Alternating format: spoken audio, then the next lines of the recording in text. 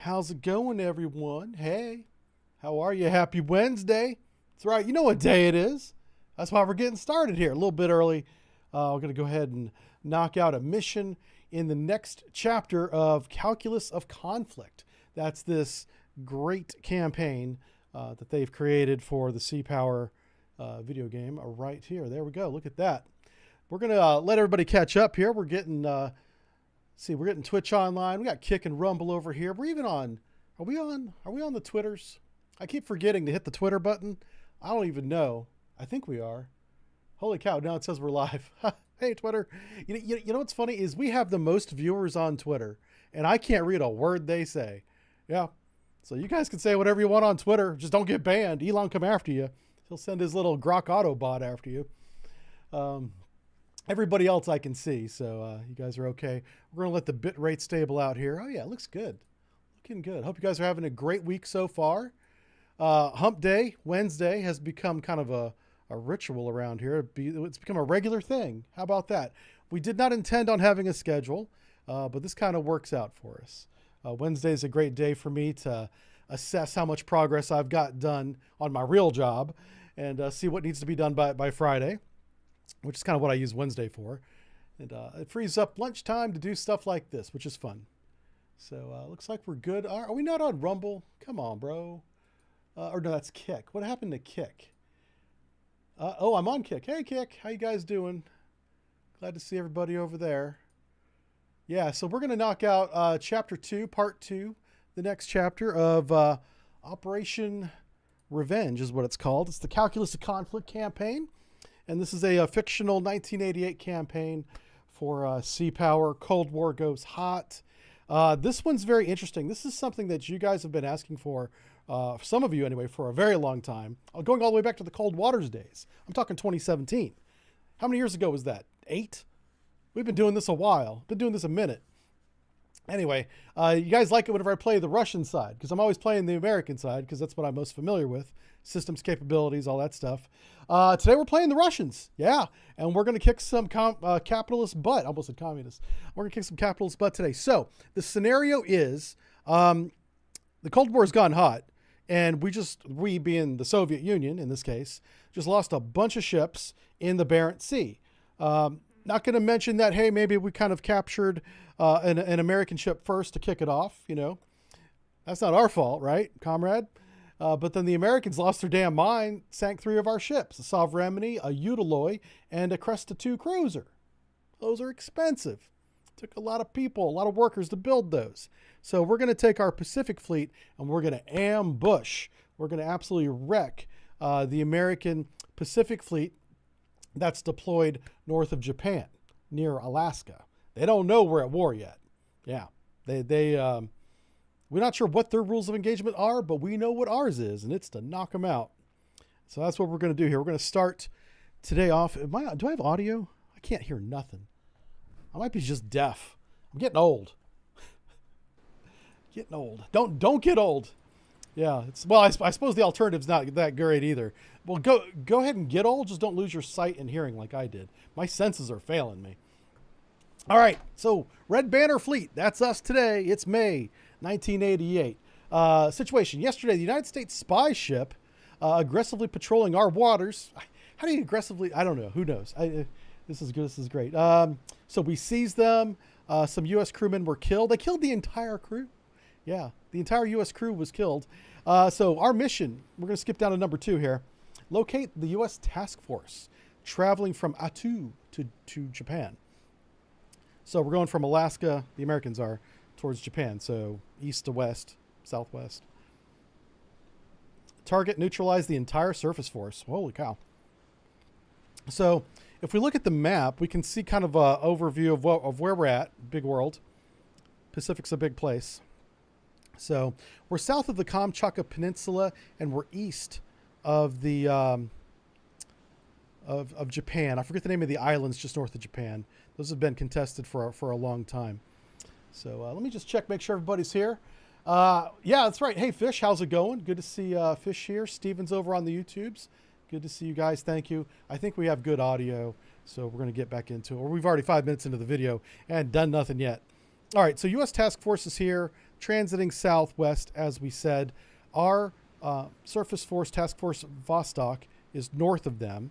That's our surface fleet. We are going to have a recon Tu-95, so we'll have some radar. And we got some Tu-M2. Those are supersonic bombers. They're going to come down here. We only got 2 of them, though. I guess we're fighting this war on a budget. And then we got K2 or K175. So K175, that is an Echo. Echo is a Type 1 nuclear submarine, and it's very interesting. I think you'll like the Echo. Which one did they give us? They should have it by name here. K175, I forget the name. I don't know. I'm sure it'll tell us in the game. Okay, just go to click the play button here and get started. Okay, we got a little bit of volume. I just might be going deaf. I can barely hear the game. Okay, yesterday NATO forces attacked our ship in territorial waters. They sank 3 of them. That was me, by the way. Did that. Let's see. Immediately seek out and destroy a known American surface group as retaliation. Okay. So they're scrambling some aircraft to help us out. The radar plane Tu-95 recon version. There's lots of versions of the Tu-95. That's why it's important to say this is the recon one. The Tu-22 supersonic bombers, 2 of them are coming after to help us. And we're going to go ahead and start the mission here. So here we have, what is this, Sovremenny? Right here. Pretty badass little ship. And oh, look at this. Oh, there's Chunky Boy. Oh, look at Chunky. Okay, this is a Slava class cruiser. Ah, this is a beautiful ship. Next to the Kirov, probably my favorite. Oh, so good. It's got so many weapon systems on it. Okay, all right. Let's stop admiring. All right, we already got radar emissions. Let's take a look at where we are. Who else do we have? That is Udaloy. No, it's another Sovremenny. Who's this back here? Hold on a second. So we got Sovremenny. Where's our Cresta? There he is. Okay, so we got a Cresta for air cover. Slava has got a good punch, as does the Sovremenny. The Slava's got a long range punch. You see these sandbox missile launchers here? There are 16 of these. They are supersonic, very long range anti-ship missiles called the PU, I want to say 700 Granite. There's a PU 1000 upgrade. So you never know which one it's got. Probably PU 700. I'm saying PU. P700 is probably what they have today. It's 1988, so it's still a very dangerous missile.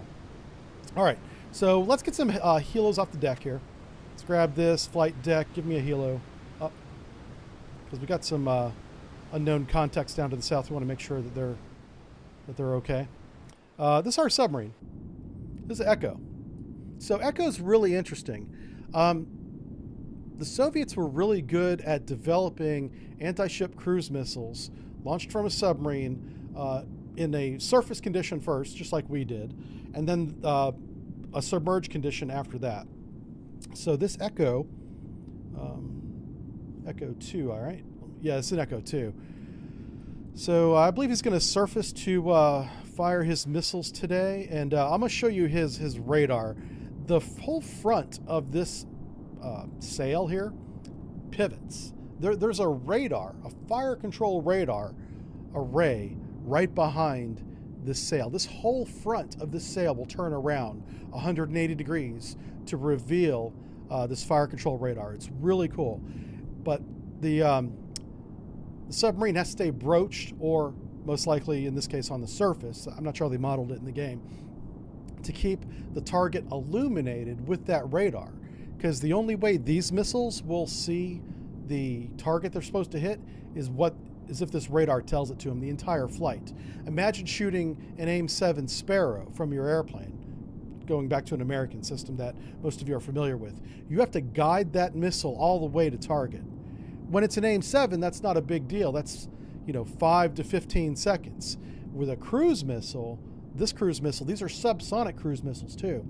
That flight time can be 10 minutes, maybe more. That's a long time to be on a surface radiating a target with your radar as a submarine on the surface where you're the most vulnerable, have no defenses.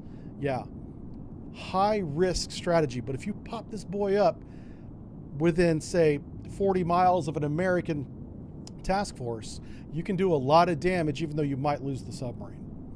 We'll see if we keep our submarine today. I'll try and do that. All right, where's our airplanes at? I don't see any airplanes. That's not good. All right.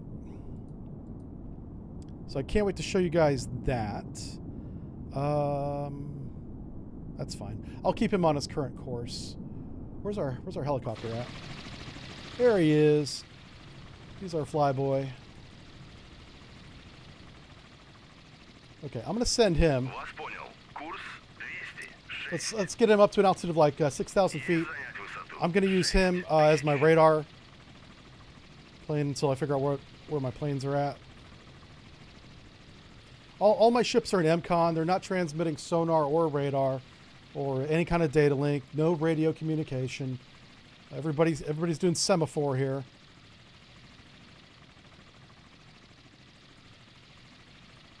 We're going to figure out who this guy is. This guy's probably, what do we have for 60 hertz, 3-bladed screw, maybe a 4-bladed screw. So it's it's American, probably merchant. Okay, cool. Okay, recon flight on station, ready for search pattern over. Aircraft check-in.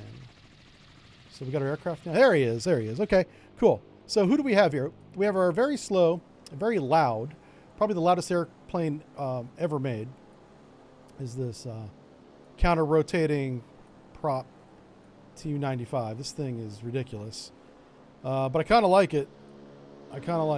She's got big bulge radar right there. Number of defensive turrets right there. Little operator in the back. Look at him with his little Soviet helmet on. For the people. All right, so Chunky Bird here is going to light off his radar and give us some eyes in the sky, baby. Let's go ahead and turn his radar on. He has an air search, surface search, individual setup. That's fine. Let's take a look at what his ranges are.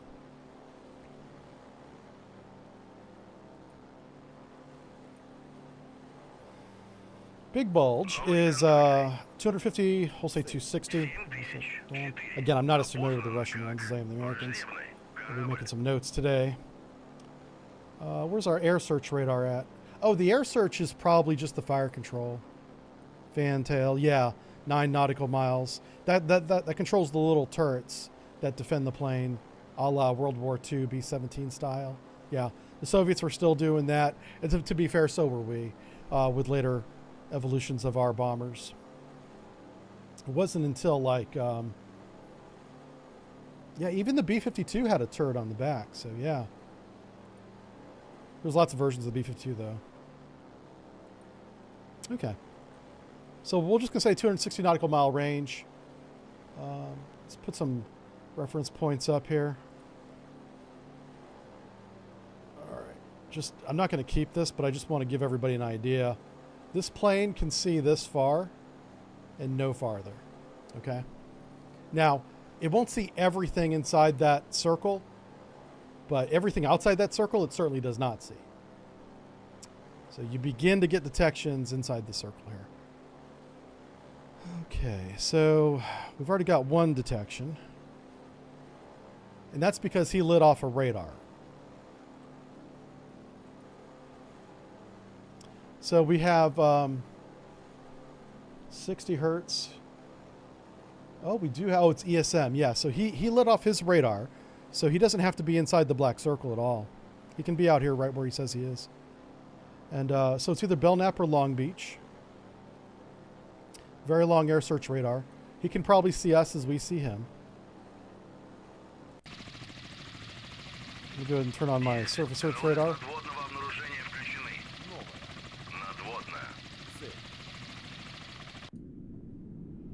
Hearing voices. Let me make sure everything's okay. I want to make sure I'm not hearing myself on other channels. We're going out to so many websites anymore. I have to make sure I mute all of them. You guys aren't getting double audio, are you? Okay, good. Hey, how's it going, Steve? Yeah, this stream will be available for viewing afterwards. If you can't make the live one, that's fine. How dare you not make time for me? Okay. What's our acoustic conditions? The Echo does not have a good sonar. You do not send this guy out to do a sonar search. You send this guy out to a waypoint to wait for the Americans to come by, so you can cause trouble. But we only have one submarine, so I'm going to work with what I got. Our layer depth is what? 266 feet. We're at 110. We are above the layer. And if you'll notice, the missiles are orientated forward. So I am going to point the submarine towards where we have the detections. So we're going to begin coming around to the port side here. We really just need to get our plane, this plane here, you know, I want to get him where his maximum detection range encompasses the entire area.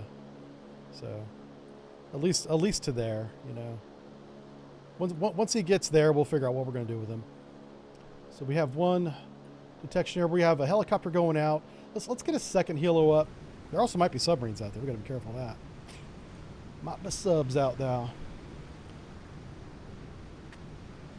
So let's actually perform a submarine search. American subs, very sneaky. Those American subs. And we don't have the 3D models turned on if we don't have a classification. So even though I'm confident this is a Belknap or a Long Beach, because I don't know which one, you can hit the button all day and it won't show you the ship, which is the way we like it. We want it to be hard. We're playing on the realistic difficulty, which is the default difficulty of the game. It's where I recommend a lot of people start. Well, if you're familiar with naval stuff, maybe start with the easier ones if you're not familiar with it, so you can start learning all the systems and game mechanics.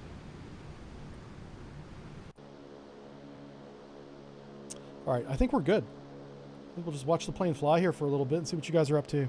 Haven't seen you guys in a week. You guys got to fill me in. I heard Ozzy passed away. Man, love that guy. Great music, lead singer of Black Sabbath, among many other things that Ozzy was involved with. I'm talking about Ozzy Osbourne, for those of you not familiar. That dude lived a heck of a life, and really, really impressed that just a couple weeks ago he did a concert, where apparently he belted out some bangers. I didn't see the show.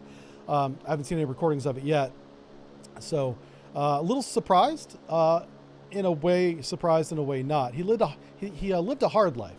He was definitely a rock star his entire life, going all the way back to his teens, you know. And, you know, some people, you know, like him, some people don't. I liked his music, I'll tell you that. I thought that he was a really good, talented artist. So I didn't know him personally, so I can't really speak to that. But I'll tell you what, he will be missed. I certainly hope that there's some sort of legacy, that someone takes inspiration from him and continues on his passion and drive and all that. You really can't replicate talent. You know, everybody has their own talents. So there'll be another very talented heavy metal singer, I'm sure. It just sucks that we lose one of the great ones.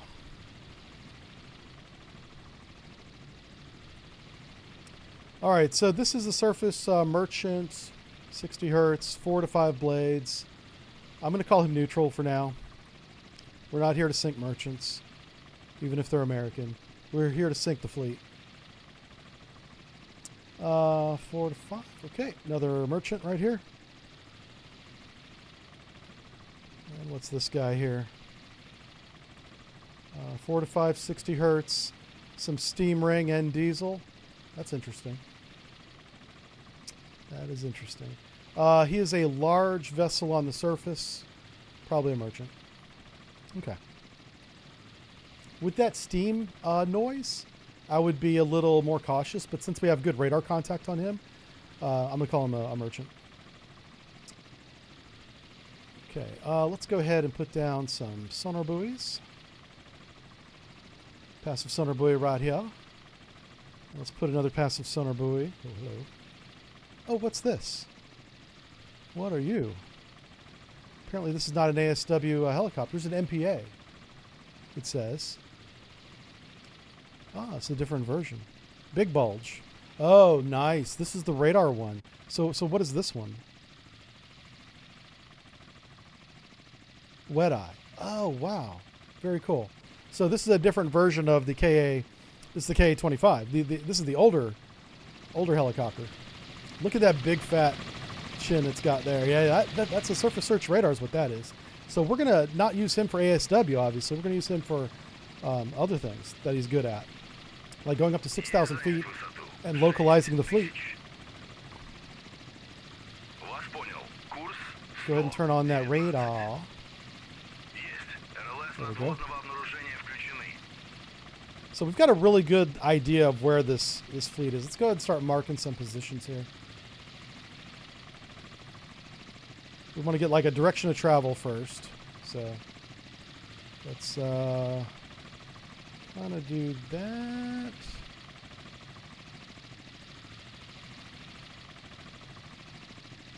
Oh, wow, yeah. I don't know if they're maneuvering right now, but they're going a lot more south than I thought they were. It's definitely like this. Yeah, yeah. Okay. They're on course 120 right now. Oh, is he maneuvering? He is. Hello. What you guys doing? Do you guys detect something? Ooh. How fast are you going? You're doing 9 knots, you fool. Okay, we might have lost our submarine. Oh, Jesus. Okay. Let's go below the layer then, because that's not good. Shoot. He could be turning south because they got a hit on K-175, possibly. American sonar, very good. Now, he's going a different course entirely. That's interesting, too. All right, so we're going to kind of split the difference and say they're going about 130, 140. About 130. We're going to call that's the overall direction of. I'm sorry, I've been saying 130. I meant 240. Wow. People who know compass is like, what the hell is he talking about? I was definitely saying the wrong number. Yeah, these guys are maneuvering. This is odd. They're supposed to be transiting. I wonder why they're maneuvering so much. Well, one reason why they would be maneuvering is if they were trying to do some kind of ASW search, trying to localize, but they would also have helicopters out if they were doing that. And they might have helicopters, we just don't see them yet.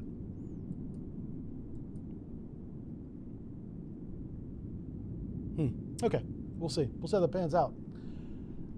Yeah, I do like the counter-rotating propellers on the... I mean, I wouldn't want to be a pilot or a passenger in this thing, but it just makes sense. Like, why do the Americans insist on having a propeller on the tail to counteract the spin, right? This just, to have two on top of each other going different directions, does the same job. I would argue more efficiently, unless those blades are somehow interfering with each other, but I think they're complementing each other, as well as counter-rotating the torque. So if you lose an engine, if you lose both your engines, you're not spinning like a top, like every helicopter in the United States would do. Well, there's ways to get around it. You can auto-rotate down, but I would think this would be easier to auto-rotate than an American style. So I kind of like this. I'm sure it's noisy as hell, though, and I would not want to be a passenger on it. Anyway, that's my 2 cents on that. All right, still trying to get their... The next thing we need is speed. Okay, so we got 19 knots, we'll call it. 19 knots.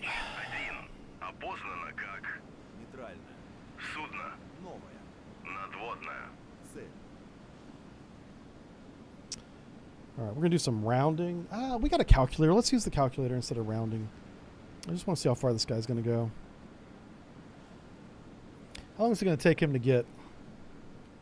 Oh. That actually works. I'm close to... We should be round... I'm going to round this.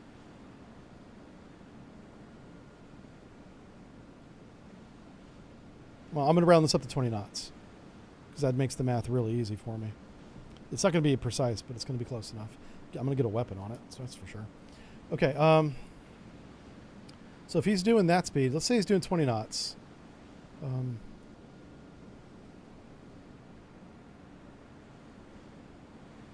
He's going to be right here. Can I move that as a bar? No. Shit. Come on, man. All right, he's going to be right there at time 50. Okay, so at 0150, he'll be right there. That's where we're going to attack. All right, so the range of my missiles here, these are SSN-3s, I believe. But let's verify that. Yep. 240 nautical miles, but they're very slow, 600 knots. So we want this guy to be first.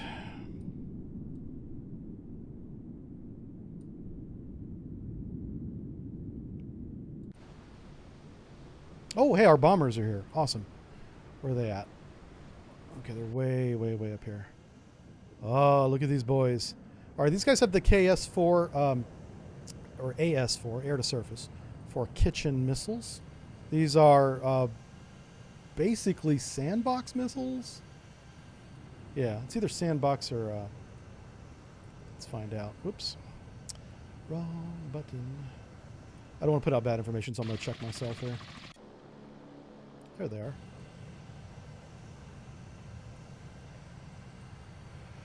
AS-4 is based on what? It's either sandbox or shipwreck, right?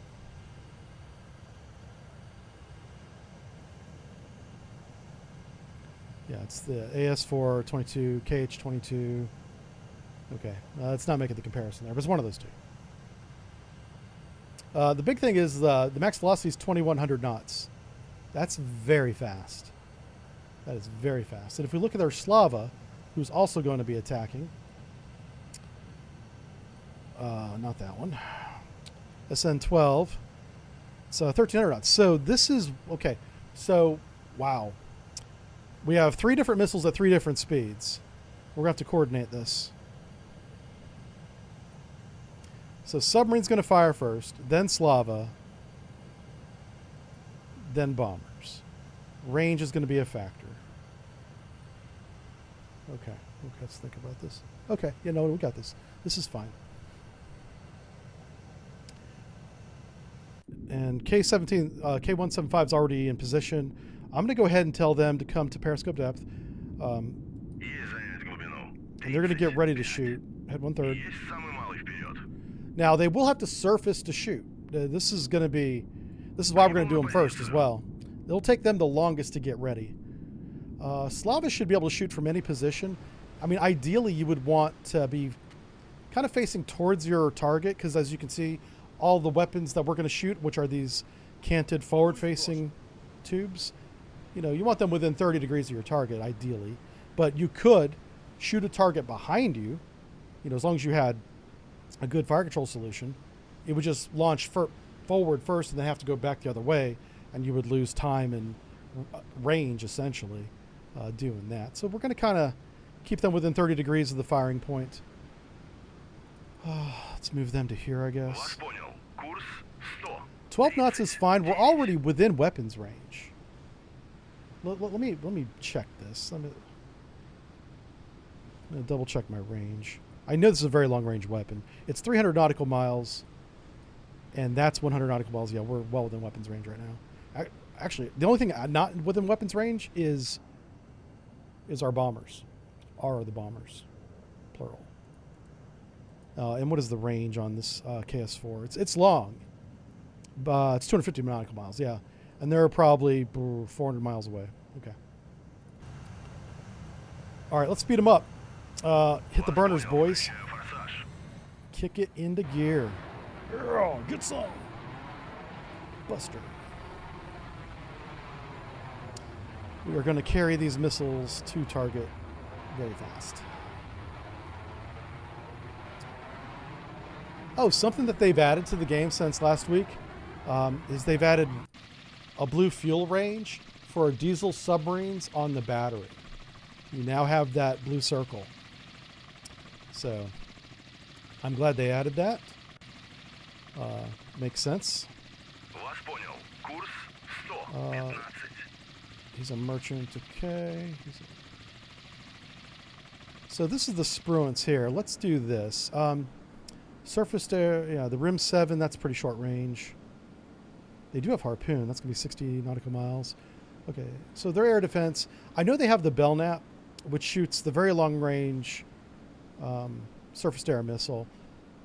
I don't know what version of the surface-to-air missile they'll have, and that greatly affects its range. So we'll just be careful about not getting too close, because the Belknap will be able to shoot down our airplanes if we are careless. What's your altitude? He's at 30,000 feet here. We should be getting a really good picture. I'm going to start heading this way towards the fleet, because you can see their line of motion. I want to put my airborne radar perpendicular to the American transit to get broadside radar return is what I'm thinking. So K-175 is going to shoot from the south. Slava is going to shoot from the west, shooting east. And then the bombers are going to shoot from the north. So we're going to have 3 different directions of attack. And I'm going to coordinate that. So that'll be a good attack. I think the Americans are, unless they have a surprise submarine that can ruin my day for sure, we should win this fight. Especially if it's only 2 ships. We have a huge, something in the United States we call overmatch. I'm sure the Army has their own word for it. We have an enormous advantage right now in terms of ships and weapons. I would say and sensors, because I don't see any airborne American sensors. So, yeah. This is pretty easy, actually. Now, the one thing that the Americans will have an advantage over us is their surface-to-air missiles are much better than ours. So we will have to coordinate this attack in a way that keeps them shooting and their attention in, as few directions as possible. If I could have their attention coming in from our supersonic bombers to the north and really get their attention, we should turn their radars on. That's what we're going to do. Let's turn these radars on. Yeah, let's light these guys up. I want the Americans looking north. That's what I want. And we're going to attack them when they're at this point here. We're going to go to battle stations at time 0150. Let's see how we do. And hey, Cryon, good to see you, sir. Let's see. Michael's here says, for everyone is set to task to do a drug test. He goes back to the office to start normal day. Who are we talking about? Someone's doing a drug test today?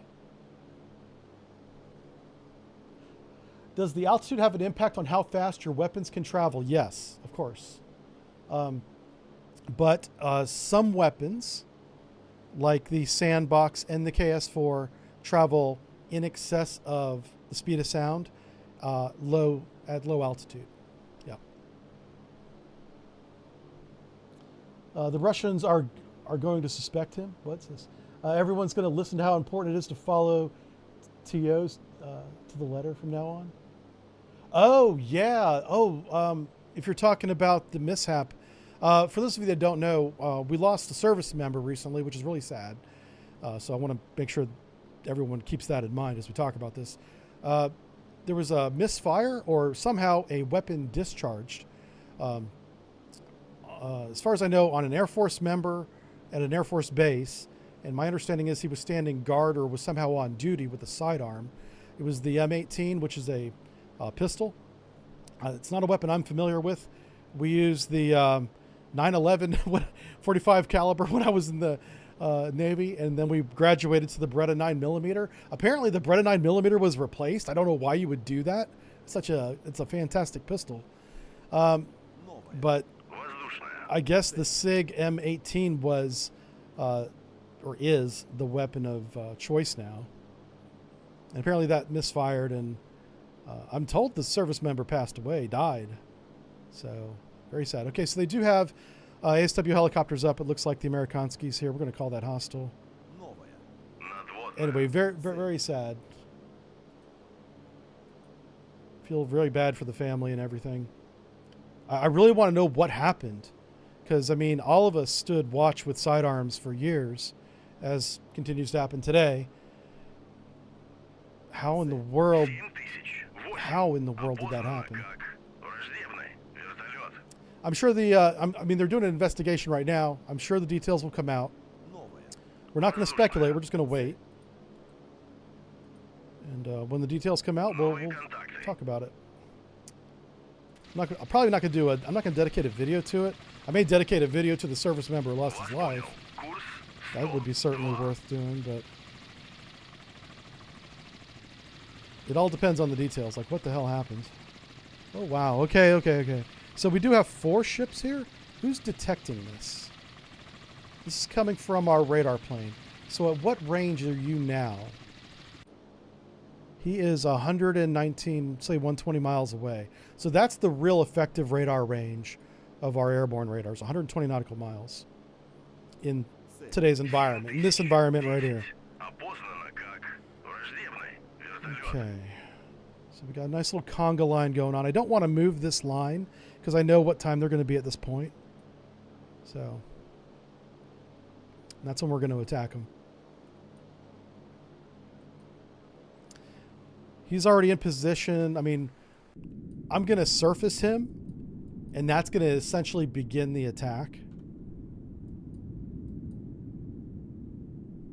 Yeah. And then obviously, we really got to wait for these guys to get within range too, right? So we have very slow missile, medium speed but supersonic missile, and then very high speed supersonic missile there. Let's get another range circle out. I know you guys probably don't like the range circles, but they're very important for me to coordinate this. I want to turn a nautical mile circle, please. Let's do a 150. That would actually make more sense, yeah.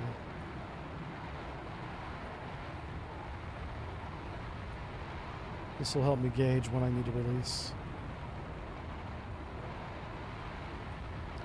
Okay, so, oh, I put it on the wrong spot. There we go. All right, so we're probably gonna, I need to make sure that these bombers are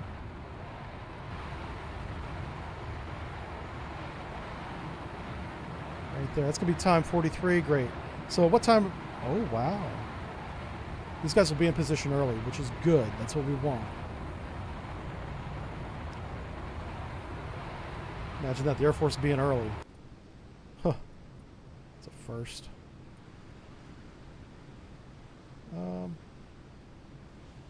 What bearing is that? That's like 120, so we're going to go like 150. We'll just do that. Like I said, I want the Slava within 30 degrees of where he's firing. That way the missiles can just go and turn, you know, do a little course correction and head to target. That's not the Slava, by the way. I was just talking about the Slava as I was looking at him. The Sovremenny is the group leader. That's cool. Honestly, the Slava should be. They've got better communications. They've got all the radars. A better stateroom for the Admiral. So this guy should be the task force leader.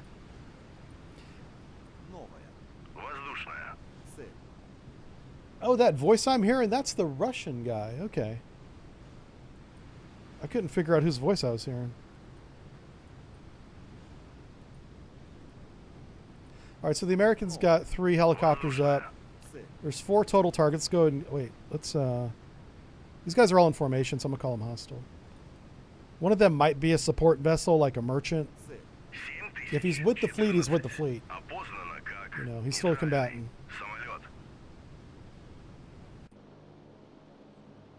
All right, I think that's all we need. He doesn't need to get any closer. So let's do that. All right, now we're just waiting, I guess. You know what we can do is we can watch the spruance. Yeah, we don't have classification on anybody else, but we do have one on him. So just imagine behind him, there's 3 other vessels. We just don't see them yet. Yep. And I'll read some chat. How you guys doing? It was a SIG pistol to be a modern Nambu. I don't know what Nambu is. Is the pistol? Yeah, it was a pistol shooting. I don't know if it was at a pistol range or if he was on duty. I was told that he was on duty, but I could be wrong. You know how initial information is often not correct, so that's why I don't like repeating it. The M1911A1 is from 1944.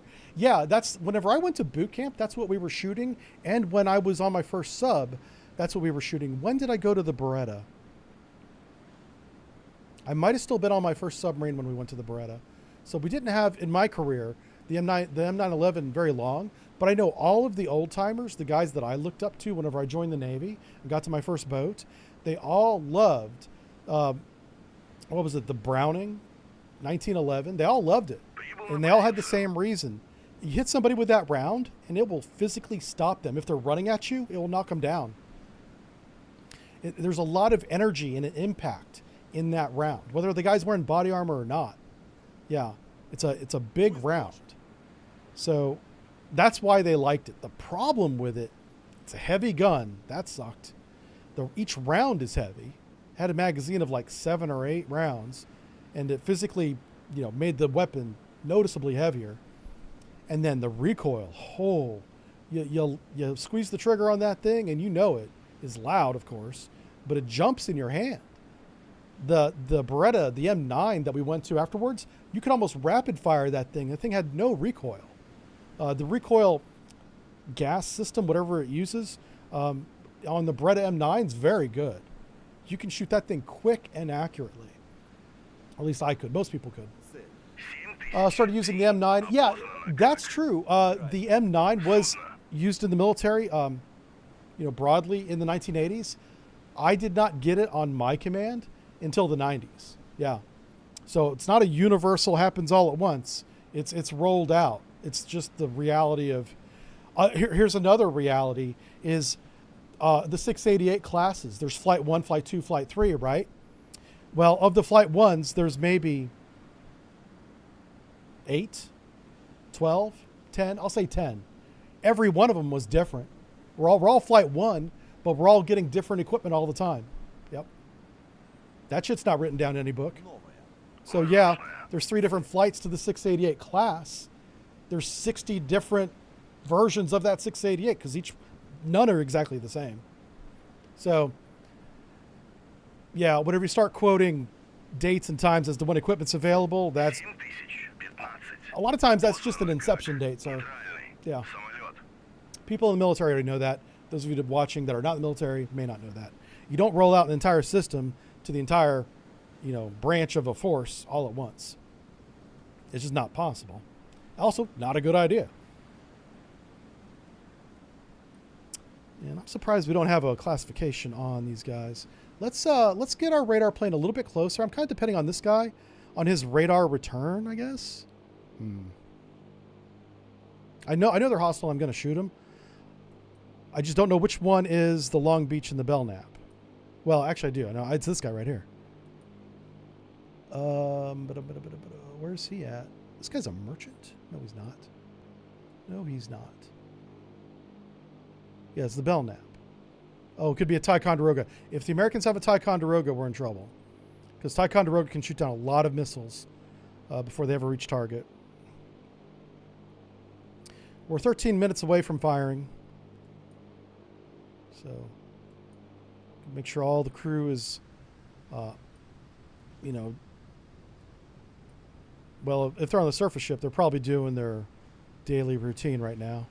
Everybody would know ahead of time what time we're going to battle stations. That's not a secret. Whenever it's a planned attack like this. It wouldn't necessarily be in the plan of the day, which is like a schedule that you review every morning with your sailors.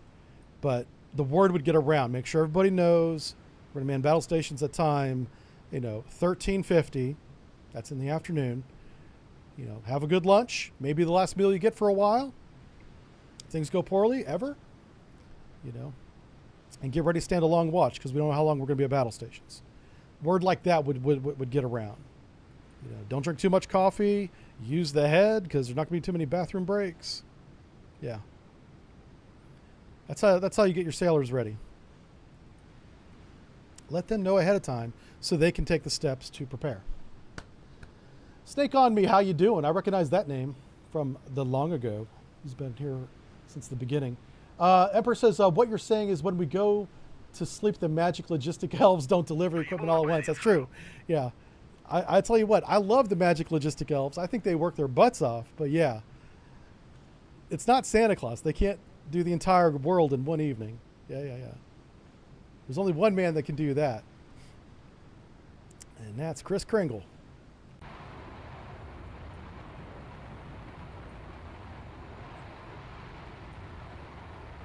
All right, yeah, so far this is working out. We know where they're gonna be when we shoot.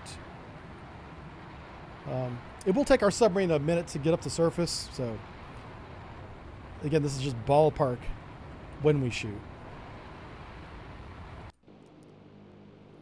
Вас понял. Курс 52. All right, so everybody's almost at their launch point.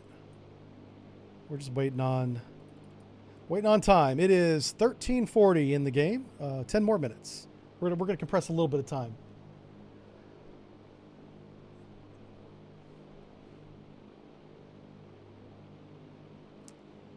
Fish says in the chat, for those of you not on Twitch, the older he gets and the more money he earns, whenever he tries to buy things from his youth that he couldn't afford, the price goes up.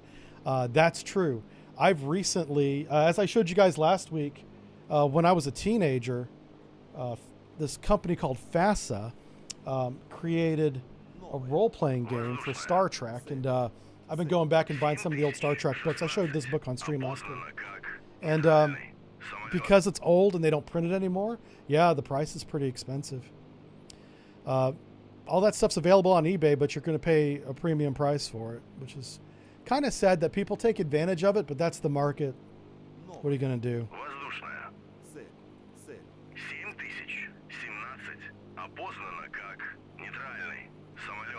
These guys are talking a lot. I don't know what they're saying. Chatty Cathy's. Oh, there we go. Okay, they are here. Everybody's on station. It is time to play, boys. Okay, how much fuel do you have? Plenty of fuel. Okay. All right, so I want you to watch this. This is really cool. We are going to launch. We have 8 missiles. 1, 2, 3, 4, 5, 6, 7, 8. Now, I want you to pay attention to 2 things. The front of the submarine sail is going to physically pivot around and reveal a radar. And look at the launch order. Assuming they did it right, and I'm pretty sure they did because they get a lot of things right in this game. You don't just launch 1 and then 2 and then 3 and then 4. It staggers port and starboard, forward to aft, but you also jump from like the forward 1 to like tube 5 and then back to tube, 3 on the port side and then tube 8 on the starboard side. And that's to keep ballast, displacement the same, so you don't go nose deep or nose high during a launch sequence. This is a very complicated procedure that the Echo 2 does, and we're going to begin the attack with him. We're also going to watch him. Do we have any classifications? I know that I want to shoot this guy first. So here's what we're going to do. We're going to engage SN3 Salvo 4 on what I believe is to be the Bell Nap. Shoot. Now he's going to start surfacing. Before he finishes his surface, we're going to do a salvo of 4 on whoever's right behind him. Okay. So here he comes. He's only doing 3 knots. They're broaching, and it's a little bit early to be spinning that thing around, but okay. So look at this fire control radar right here. This is what's going to illuminate the target, and this antenna right here is communicating to the missiles. All right, so that's tube 1, and notice how they stagger. That was tube 3. Yep. This is tube 5. That's tube 2.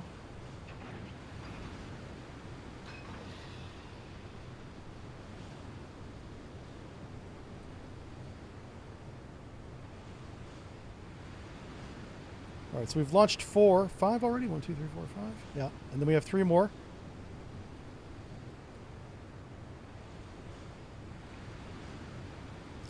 So that's interesting. I think they're simulating here that the fire control computer can only direct 5 missiles at a time.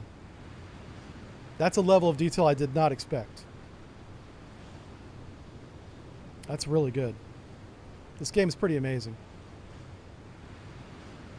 So I guess that means these 3 won't fire until they reach their target, maybe? I don't know. I'll have to wait and see what happens. Okay, so these are subsonic missiles, not very fast, but because the Slava is so far away, we're going to start launching them right now. SN-12s, do 4 on each. 4. And we will watch it. Just give me a second to get everything up and going here. Salvo 4. This breaks my heart. But hey, that's what we're doing. Alright, let's get on the... let's watch the launch if we can. This is a pretty impressive little ship here.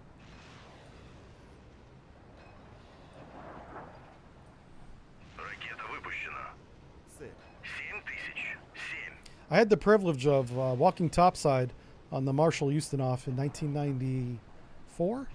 95? I think it was 94. They visited Boston.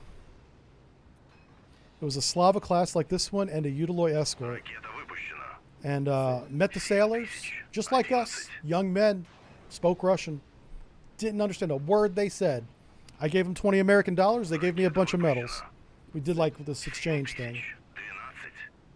Now, $20 American in 1994 buys a lot of stuff in America. I don't know what it bought in Russia, but probably some vodka. My point is, they seemed okay. I only met them for a few minutes, the sailors. But it was really eye-opening for me as a young man, sailor, after I'd already been on a mission tracking these knuckleheads, to actually meet them face to face and realize that we were pretty much the same.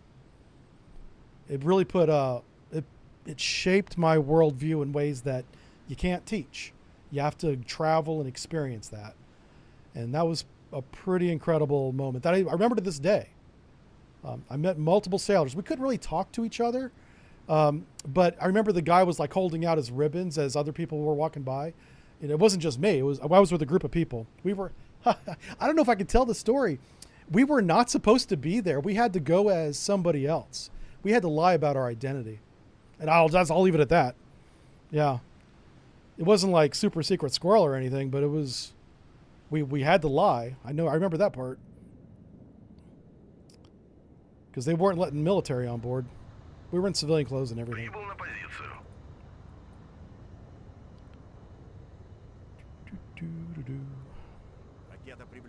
Oh shit. Apparently they have the ER. Fuck. Pause.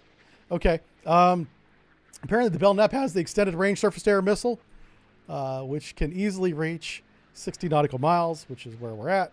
And we're about to get shot down, boys. So before we lose that plane, we are going to tell the bomber with our last transmission from our radar plane, fire everything at the fleet, comrade, because we about to die. Silver's telling stories about how we tricked the Russians. How do I want to do this?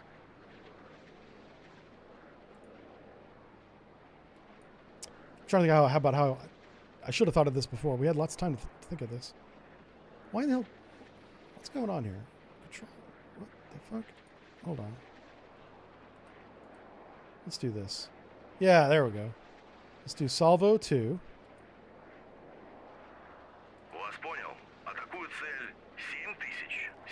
Oh, fuck. I just remembered what I did there. Oh, no. Salvo 2 on you.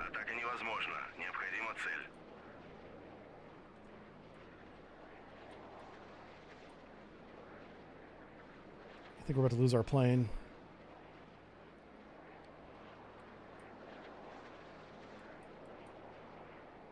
Oh, unpause. Yeah, yeah. Oh well.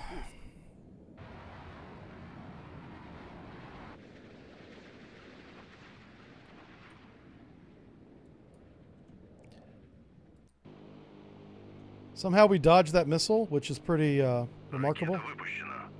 7011. Why are you not firing, comrade? What's going on here?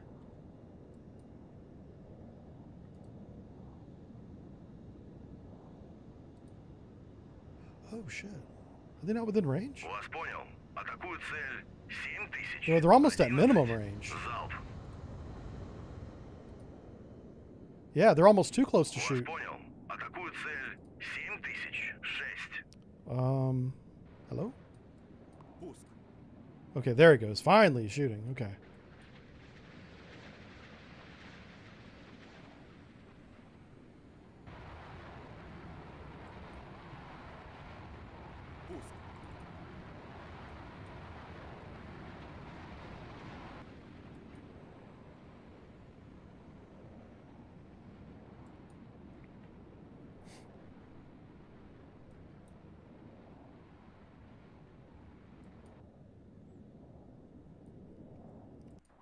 I don't know why this one's out in front.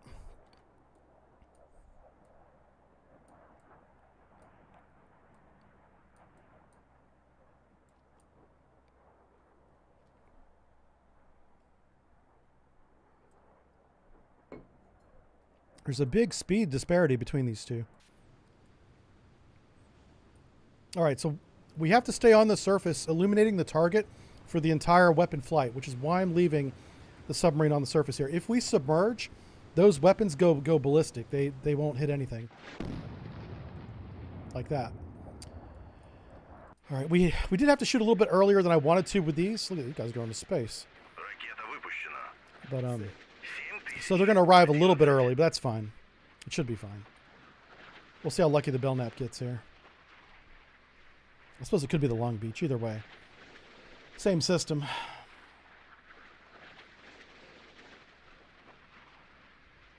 After the wall came down, says Vulcan Rider, drove to Berlin, took a wrong turn, ended up in a Russian Kasserine, traded a carton of Marlboro Reds for a great coat. Oh, wow. You got one of the Russian coats? Dude. All right.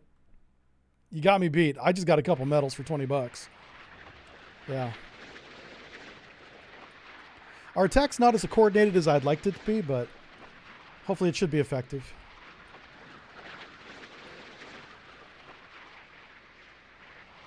There you can see the missile launch coming up at us. Ah, he got us. All right. These are some of the sandbox missiles. These are running at half the speed as the airborne missiles are. So the airborne missiles are going to be up to the left here. I don't know if we're actually going to see them or not. But this attack is pretty well timed. The Belknap and the Long Beach are firing to the north, defending against that attack. These guys, this is coming from the west, traveling east. And I think this will be effective. I think we'll get hits with these. The real thing was trying to get time on target. Because I thought we were going to lose our radar plane, we had to rush the north attack, which made that attack a little bit early. Yep, and they just shot down. You might be able to see it. I saw the flash. All right. I don't see, yeah. So they shot down all the KS-4, or AS-4, sorry. AS-4 missiles. These may not even be detected yet because they're in their sea skimming profile.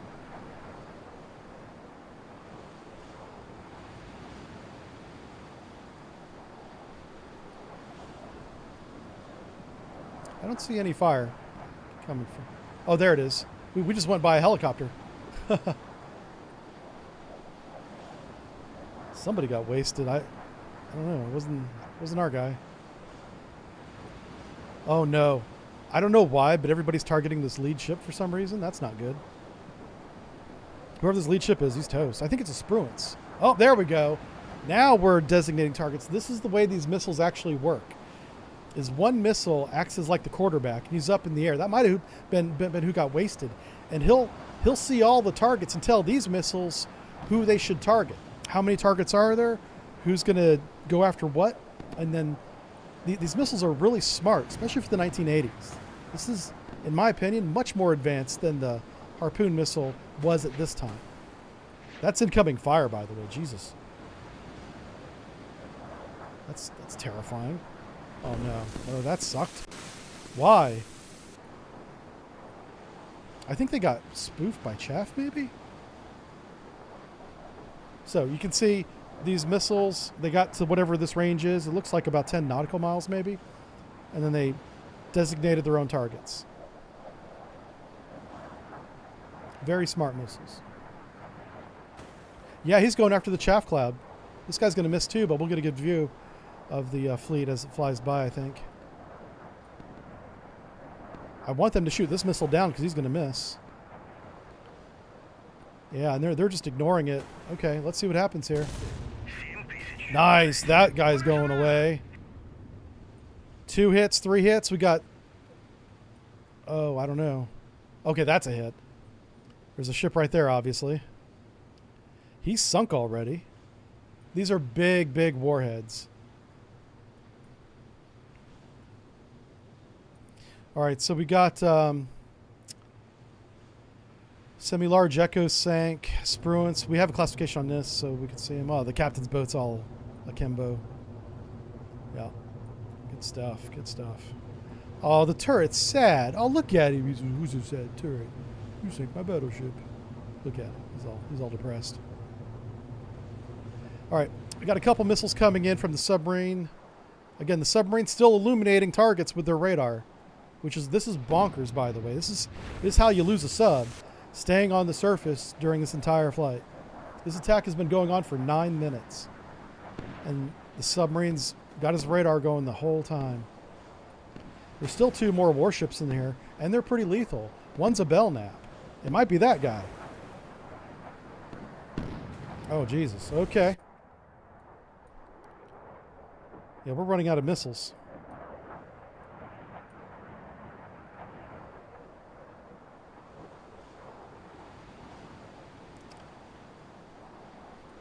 So we're going to have to move in. We have another set of missiles we can use from the Sovremenys that are called SN-22 Sunburns. They don't have the same range that the Sandbox had, so we'll have to drive closer to get those within. We only got 1 missile left. This guy really doesn't stand a chance, but as long as he's in the air, I'm going to keep the radar from the submarine illuminating. I'm not going to give up on you, lone missile. So we have 2 air defense cruisers. One's dead in the water, so he must be damaged.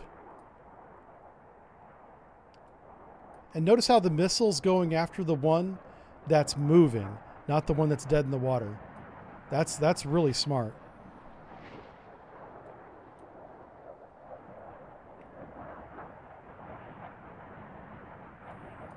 All right, here comes the incoming fire from this air defense ship.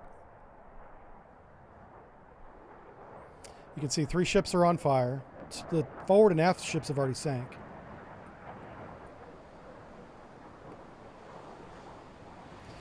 I don't see any defensive fire coming from this guy here.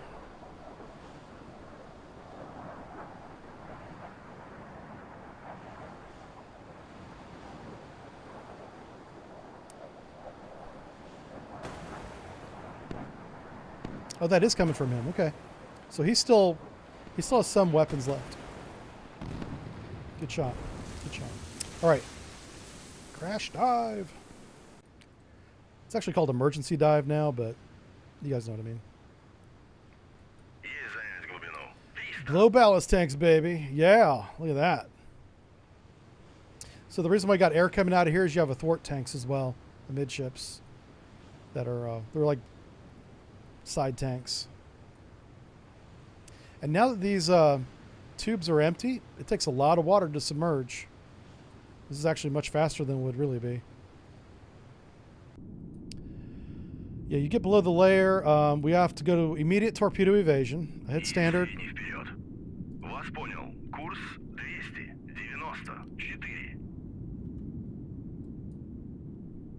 Okay. So we have these guys here don't have any more weapons. They got some air defense guns, I guess. Yeah, we're back here, yeah. So do they have a radar? They do have a radar. I'll keep them in the vicinity. Let's go to here. So the range of that missile was about 75 miles. So we definitely want to stay outside this black circle here.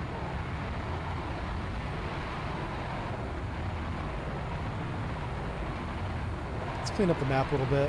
We're going to plan another attack. Oh my gosh. Sorry, I'm trying to get to somebody that's not noisy. There we go. Lord. Sorry for blowing your eardrums out. I blame the video game for that. I don't need both these circles anymore, so let's get rid of the big one.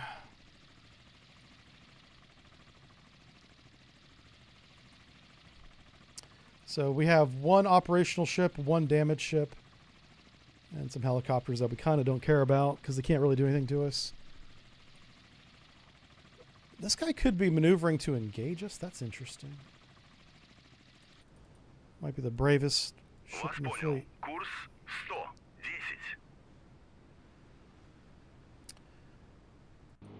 All right, let's see. Yeah, this guy's at 30,000 feet still. His radar is still on. Let's take him right to the edge of weapons range. Вас понял. Курс 100. We want to make sure we maintain track on these guys. So I've got a radar to the north with these planes here. Have become basically our radar planes. We have a radar to the west. You want to have offset as much as possible. 90 degrees is maximum in radar offset in terms of bearing. If you did 180, you wouldn't gain anything because you'd have just a reciprocal bearing, right? So you want a 90-degree offset on your two different radars. Guess that means we can bring them down here. And then finally, what's the range of the Sunburn missile? I don't remember this one. SN-22.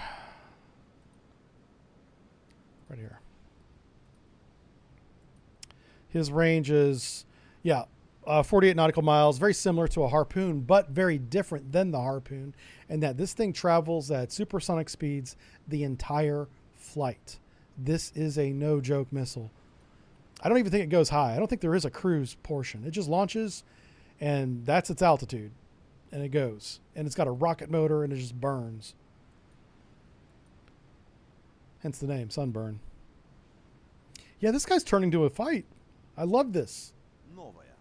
This is amazing. All right, we want to make sure that we keep our submarine away from this. Our submarine's essentially out of the fight unless those guys come south. Because even my longest torpedo, I think, is 8 nautical miles. The Set 65, single shot. Yeah, look how short that is. I got to get within that red circle to shoot. What's the other one? The other one's an electric torpedo. Let's see. Oh, the Set 40. Yeah, this is the smaller one. This should be even less. Yeah.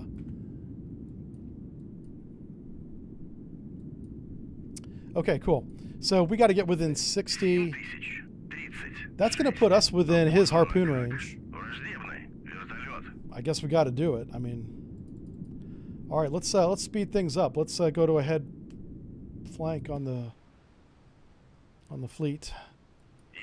We'll say head full so it's easier to maintain formation here.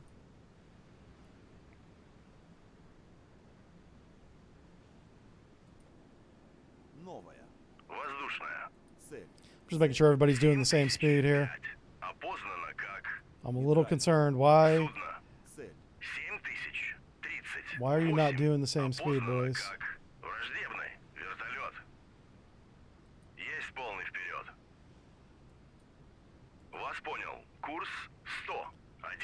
I think somebody got an order wrong.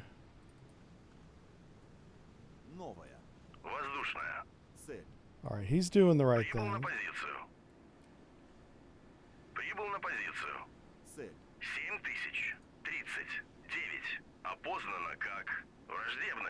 Okay. I'm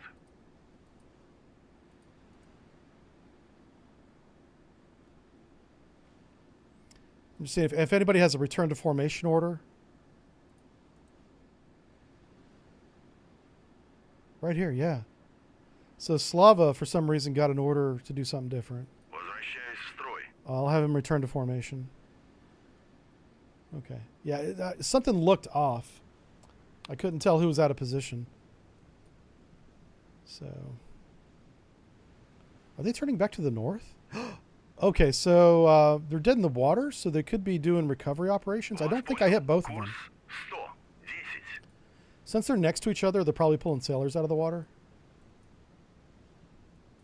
They're still a combatant, so sorry about your luck. Вас понял. Курс 348. So we're just going to kind of do a racetrack pattern out here. We'll have them slow down to idle. Loiter. Вас понял. Иду на минимальной.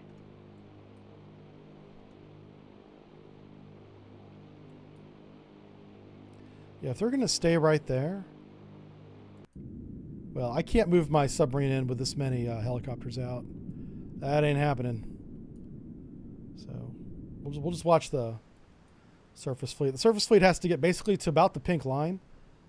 And we can conduct an attack then. We can read some chat until then. Let's see. Thrashmaster asks, do you think the Russian kept things in surface far too long? To an extent, yeah. A good example would be the Grecias. Those are old tugboats that they put a sonar on and some depth charges. They're actually really good in shallow water. What else? The Sovremenny. They sold a lot of the Sovremennys to the Chinese. The Chinese modified them and made them serviceable again, so good for them. Oh, wow. Are we underway again? They repaired both ships. Oh, my God. Leave it to the Americans to get back underway. This is back when we had the right to repair our ships at sea. Nowadays, if that happened, we'd have to call Lockheed Martin or Hostile USA to send contractors out and repair our ship. But in 1988, we could do it ourselves.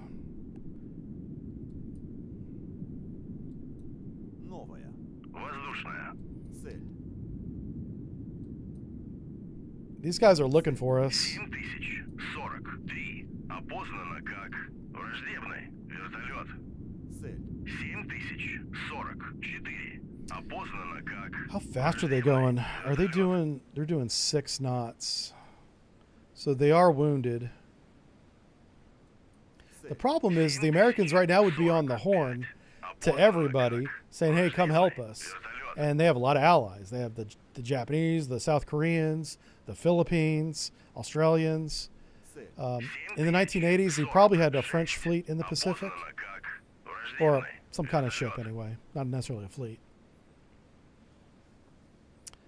Probably a British one, probably. What I'm trying to do is I'm trying to get my K-175 out in front of him, and we'll do a torpedo attack if it comes to that.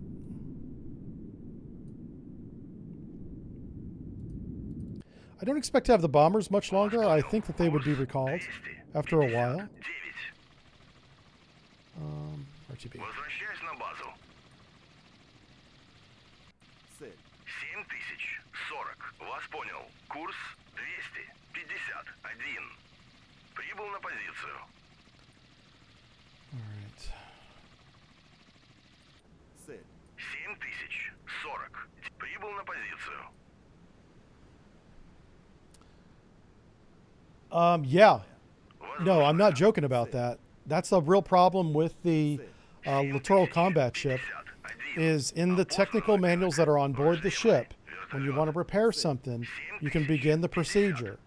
And then it gets to a point to where if steps 1 through 10 did not repair it, call this number. And that was negotiated in the build contract, the DD and E, I think they call it. DDCE. Anyway, the design and build contract all the way back in like the early 2000s. I think the contract was negotiated in the 90s. And it's a huge problem with the U.S. Navy right now with certain ships. It's not every ship, but a lot of the ships don't have the ability to repair their own gear to the fullest extent. Now, there's some repairs that you can't do at sea anyway. I'm not talking about those. I'm talking about repairs that you can do at sea, but they don't because Lockheed needs their money. And we had a bunch of idiots negotiating contracts to save money on construction costs on an overbloated ship called the Zumwalt and the Littoral Combat Ship, LCS. And in order to reduce the initial cost to make money, to make that money back on the back end, they had guaranteed contract for maintenance. So if a ship is at sea, say an independence class. This is very common for the independence class. 50. She's deployed in the Pacific, having a great time. Враждебный вертолет. Every 12 months, you got to calibrate the fuel gauge so you know how much gas you have. In order to calibrate that fuel gauge, you need special equipment that is not on board, and the tech manual says, contact Austal USA. They'll send out a team of technicians with the special equipment to calibrate the fuel gauge. That's a very real world example that exists today in the U.S. Navy. It's a problem. Every 12 months, they have to do that. So a lot of times, if they're forward deployed, like Independence class often is, they'll pull into places like Singapore, Guam, Australia, I guess, Japan's a big one. And they'll send out the techs, calibrate the fuel gauge. Thank you, comrade. And it drives me crazy, man. You could easily do that on board. But that's how they make their money.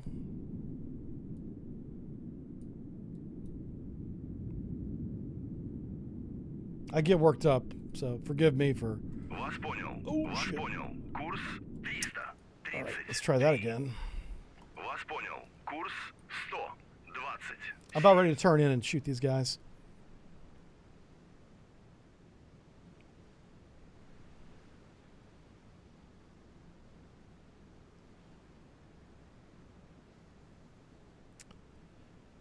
All right, let's move you guys down here.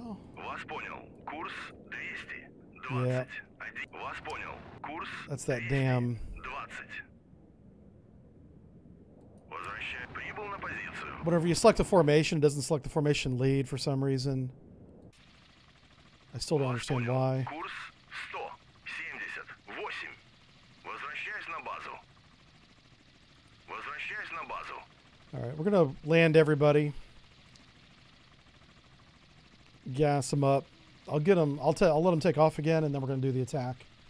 And now that way we'll have airborne assets to pick up any people that are in the water.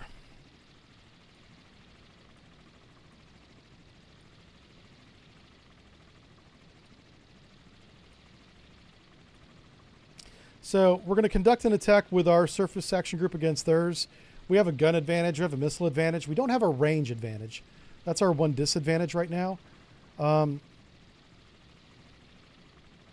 You know what we're going to do is we're going to go ahead and light off the radars. Let's go ahead and do it. Есть газ в режиме эхолокации. Новая. Воздушная. Цель. Есть задействовать РЛС воздушного обнаружения. Есть газ в режиме эхолокации. Есть газ в режиме эхолокации. Есть газ в режиме эхолокации. Okay. Everybody's good.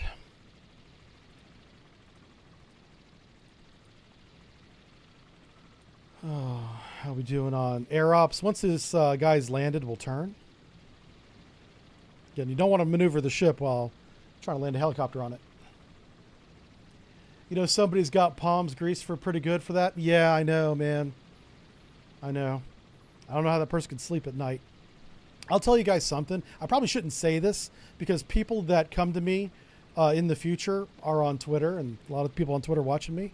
But whenever I work with somebody as a subcontractor, not submarine, literally a subcontractor because they got a DoD contract, I have a fixed price and it's really cheap. I don't charge a lot of money because I'm trying to help the U.S. Navy or whatever role I'm playing in that contract get better. I don't price gouge. I don't do that at all. Now people are going to be contacted. I heard you were cheap. It's true. And I do that because I have a conscience and I can sleep at night. I don't sell my skills to the highest bidder. I sell them to the United States. You know.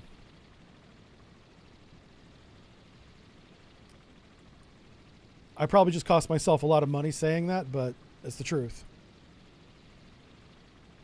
Anybody that's worked with me in the past knows. Вас понял. Курс 177. Now, if you work for China, there's a surcharge. That's all I'm saying, you know. Oh, now I'm going to be in trouble. Okay. Oh, shit. They sent a guy to jail. There was like a, my God, I don't know his nationality. He might have been an American, though. I'll say he was an American pilot. And he went to Australia? Or no, he might have been Australian. Maybe that's what it was. Anyway, he was training Chinese pilots on how to fly like an American. Don't do that. I think he's literally in jail right now. I know he was prosecuted in Australia. Oh, it was South Africa. That's what it was. So I don't know if he was British, American, or Australian. I guess he lived in Australia. That's why they're involved. He was contracted by somebody to travel to South Africa, live there for however long, a year maybe. I'm just pulling that number out of my butt, and train pilots. The pilots that arrive happen to be Chinese. The plane that they're learning on is JU-7, JU-9. Anyway, whatever. It's a fighter that can take off and land from an aircraft carrier. And he's teaching them how to do those procedures. They don't have an aircraft carrier, but they got the planes and they have a runway, and they're learning patterns, communication. They're learning fundamentals. He did that for I don't know how long. Anyway, eventually he was brought up on charges, though. That sent shockwaves around the contractor community. They were like, holy shit. You know, make sure you read the fine print on your freaking contract. Make sure you're not breaking any laws.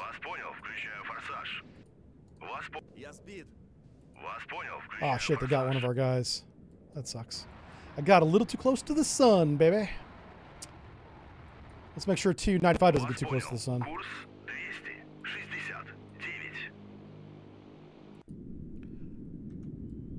What's going on here?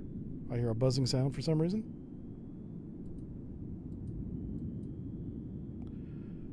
Uh-oh. Did the game crash? Nope. Game's still running.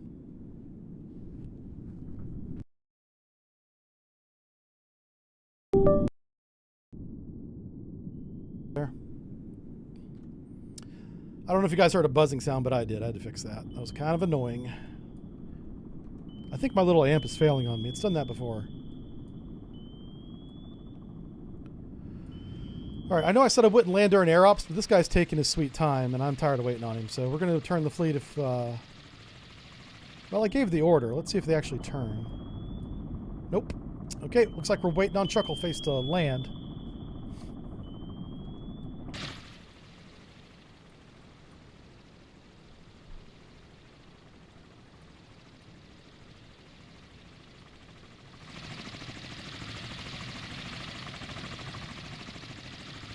Hey, there he goes. He's finally moving in. Slam that sucker on the deck so we can attack.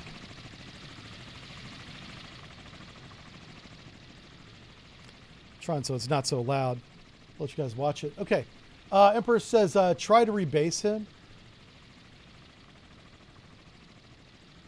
Sometimes they get stuck. Oh, yeah. Let's try that.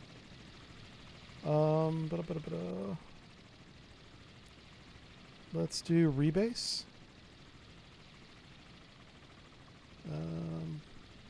Yeah, it's not letting me do it. Yeah, he might be stuck because he did start to move in, but then he stopped. Shoot. Oh, do you know what? Let's slow down the... well, he's matching speed right now. That's interesting. How fast is this guy going?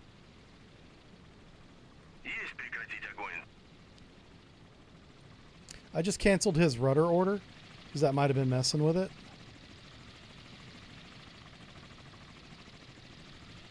Yeah, the whole fleet's turning.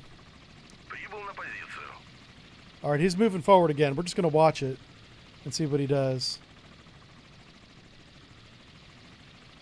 Let's compress a little bit of time, maybe. Yeah, no, he's not landing. He's definitely stuck. That sucks. Yeah, yeah.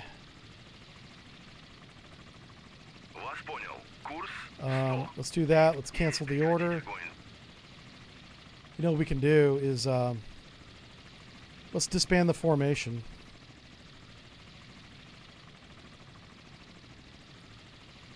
And let's slow him down. They should be doing helo ups at 5 knots. So.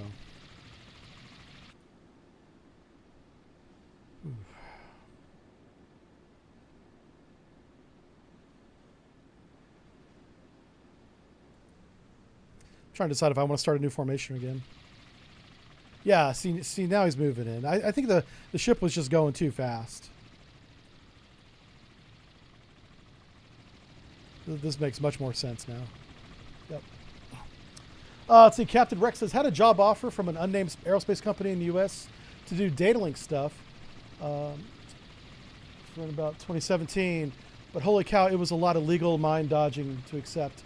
Oh, that's right, because you're from Canada. We're not allies anymore. Sorry. That's so dumb. Yeah, I know. Whenever it's a foreign nation, it's a big deal. Like my hands are tied, as is everybody's. We're not special. Well, we are in different ways, but like I cannot sell my skills to a foreign nation, even if they're an ally. Great Britain, people who I've served with at sea before, I cannot help them now that I'm retired. Without it's an act of Congress. You have to get permission from Congress to go do contract work. I'm not an admiral. I'm not getting permission from anybody. I can ask. They'll just ignore it. I won't even get an answer, much less permission. I know that. So that's kind of how that works. Now Captain Recht, he's a highfalutin officer, and he's from Canada, where they actually respect their citizens, even if they're not an admiral. So he'll probably get permission. Why are you guys turning around? What the hell's going on? I don't know. This is so weird. All right, let's form up a new formation. I've never done this in the game. I don't even know how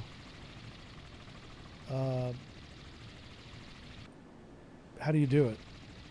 I've disbanded formations before. I've never had to form one. Oh, here we go. Create a formation. How do I add members to my formation now? Listen, we're about to get shot at by the Americans. Let's get our act together, please. This is really embarrassing. This is going to be how you don't perform an attack. Why do I only have 3 ships now? Oh, right here. I see. Oh, okay. Let's go ahead and name the formation. There it is. Here we go. This is formation Bob. Because I don't know how to spell comrade. There we go. All right, formation Bob. Let's add a station.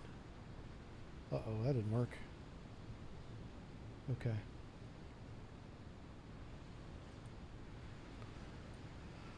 Unspecified. Can we get rid of that station? Let's figure out how formations work.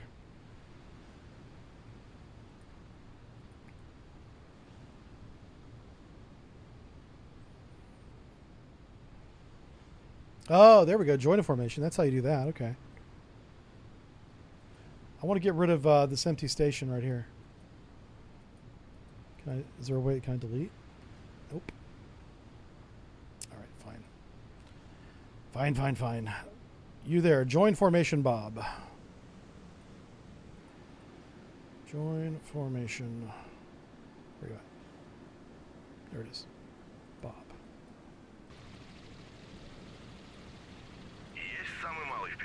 All right, so the Slava's got to get his helicopter back on board, and then I'll have him join formation too.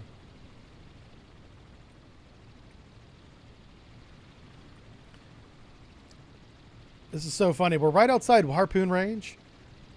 Actually, we might be inside harpoon range. Oh, no, we're just outside harpoon range, barely. We're about to be attacked, bros.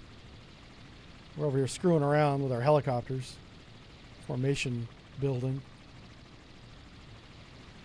So if we want to defend against an air attack, we want Crest to be in a good position. Actually, this ship too.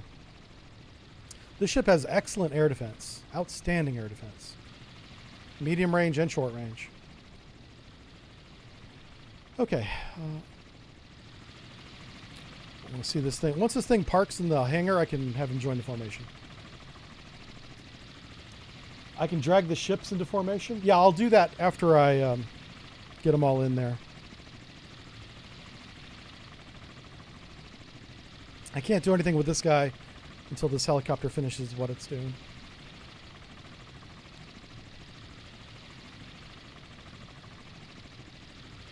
Knuckle turning is your favorite insult? Oh my god. I'm sure it's something terrible, but yeah. Anyway, yeah, Captain Wrecked. I'm glad your move went well. I was making fun of his kitchen. Captain Wrecked moved into a new place, and then he made the mistake of sharing photos with the rest of the community.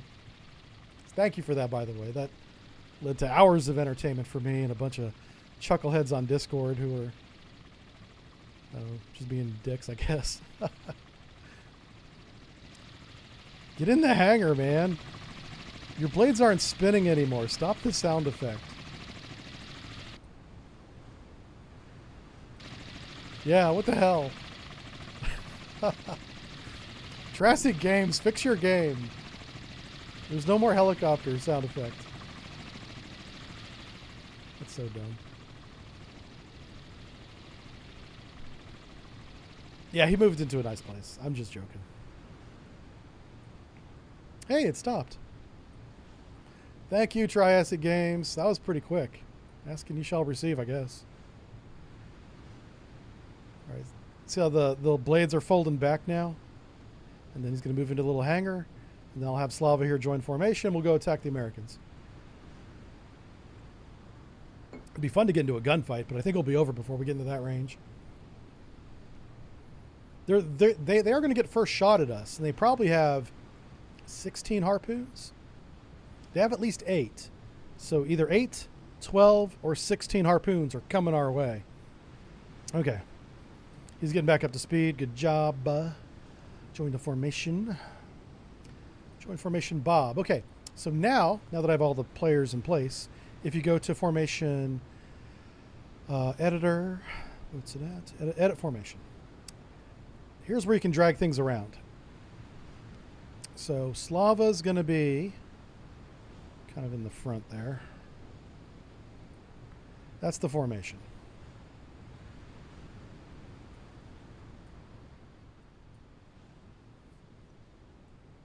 Slava's already... actually, where's Slava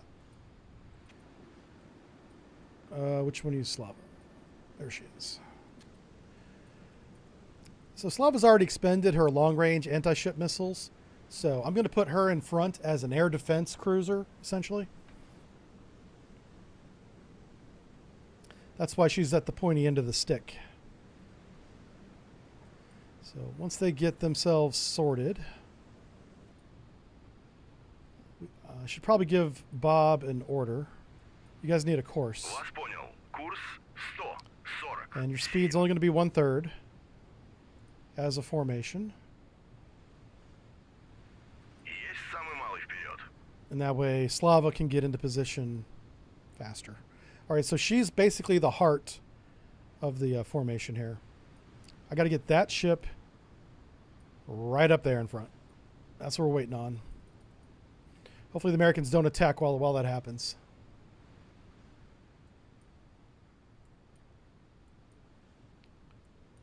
Oof. Yeah, we're kind of within weapons range now, so... Get up there. There we go. The formation editor works really good. I mean, this is kind of nice. All right, everybody on station. Yep. All right. I guess that's the Russian word for on station. Let's take our boys and get to it. Everybody turn to port. As a formation, change your speed to head standard.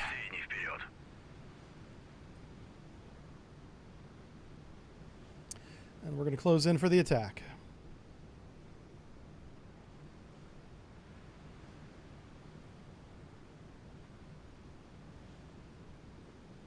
Hey, Drew Dog's here. Says, isn't every ship just weirdly shaped closed tube? What? Do any of my ships have a rocket torpedo? No. The rocket torpedo is a submarine thing.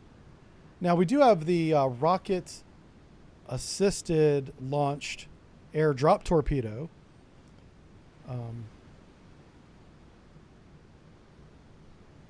That's the SSN-14. This is the anti-ship version of that weapon, but let me... it might give me both variants if I click on it. That's Sunburn, actually. What am I thinking? This guy might have it right here.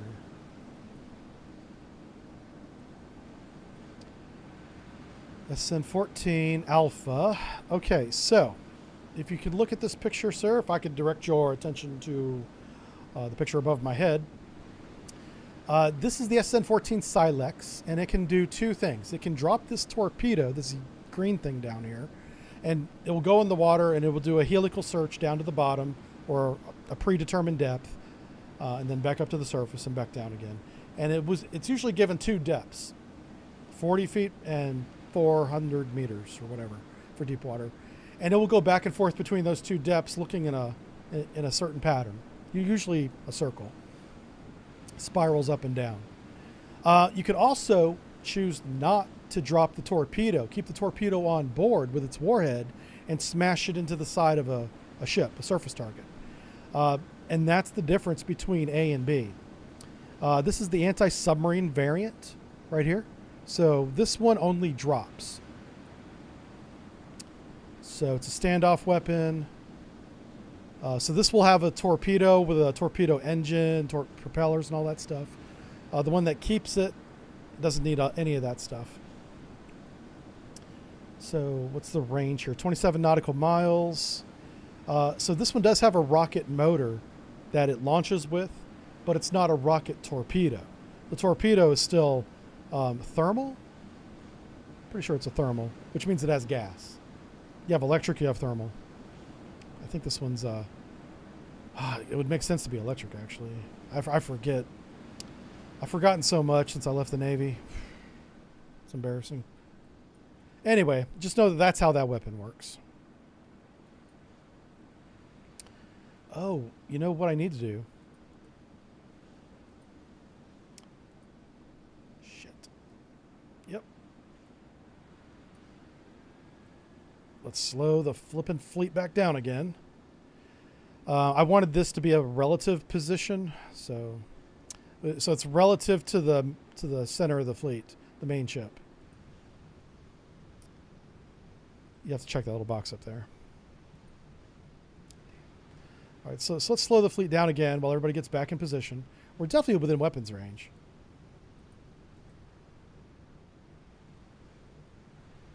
I see somebody out of position. How are you not in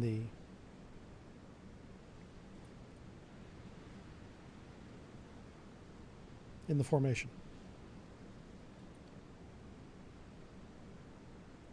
Yeah, he refuses to join formation. I'm going to cancel his orders. And let's see if he'll do it now. Nope. He's like, screw you, comrade. I'm going to attack the Americans. I appreciate the aggressiveness, the aggressive nature of his... I'll just work with it. It's not a big deal. Man, we probably have harpoons in the water right now. Or in the water. In the air right now. Everybody's got their radars on, so we'll see it, and then we'll counterfire.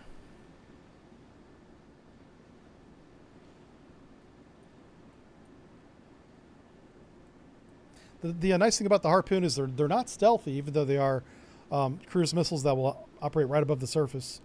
And they're also subsonic. That's the other thing. So we'll have time to react and shoot them down. Probably with our Slava. Where's Slava at? He's back here. So this guy has two sets of surface-to-air missiles, SAN-6, SAN-4. The SAN-6, directed by Bastille, no, Big Dome. Big Dome right here is the fire control radar for these surface-to-air missiles. And port and starboard in this little cylinder is the SAN-4 rail-launched surface-to-air missiles, and they're directed by Pop Group. Pop Group is this right here. So you got, 2 rail launchers for the missiles here, directed by this guy, and on this side you got one right here, right there. Pop Group over here. It's called Big Dome. Big Dome is the fire control radar for these. And this guy can direct, it's quite a few missiles. Upwards of 8 or 10 at a time onto target. And this is the missile battery right here. They have, 64 of these missiles? It's a lot. So, this is why when the Ukrainians sank the Moskva, which was a Slava-class ship in the Black Sea a couple of years ago, I was surprised. I was like, how did they do that? Well, one of the reasons why they did that is this guy here wasn't turned on. Apparently neither was this guy, so they never saw the attack coming. And most importantly, the short-range SA-4 missiles that come out of the cylinder with Pop Group directing them didn't work at all. It didn't matter if they had it turned on or not, it just didn't work. So everything was working against the Russian ship that day in terms of ability to defend itself. That's how that happened. Yeah, so we're definitely, I don't know why we're not being shot.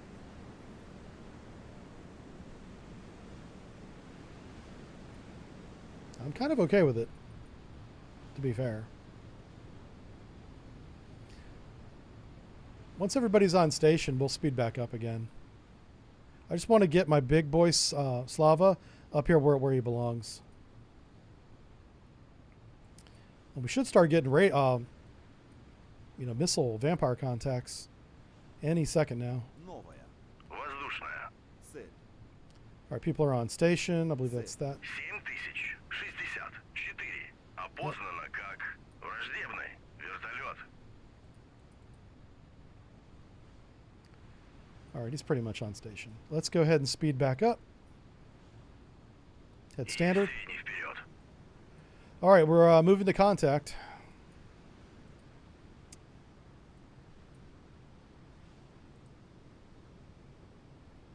Есть средний вперед.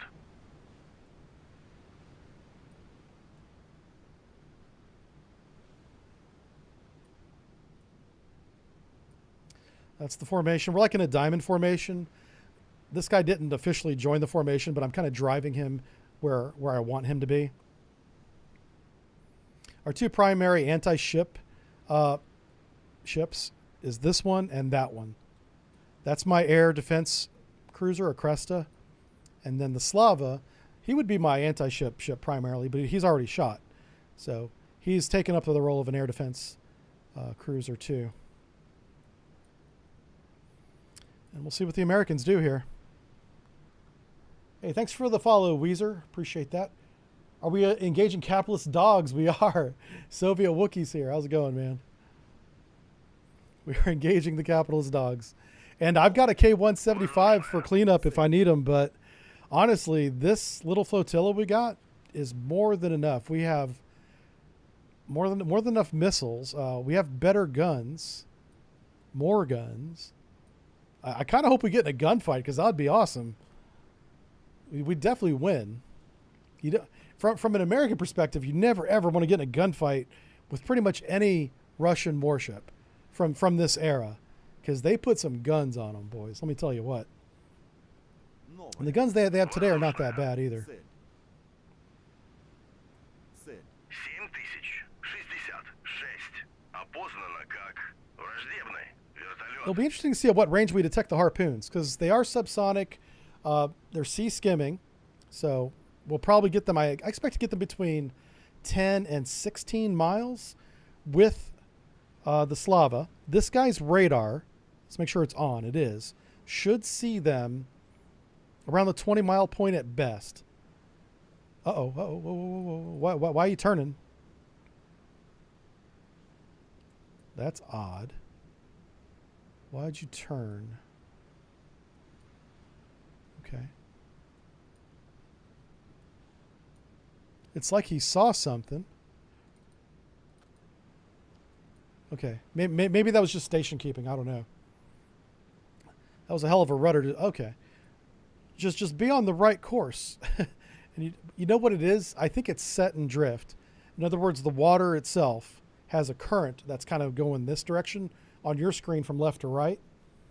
And so he has to counteract that current every once in a while. I think that's what's happening here.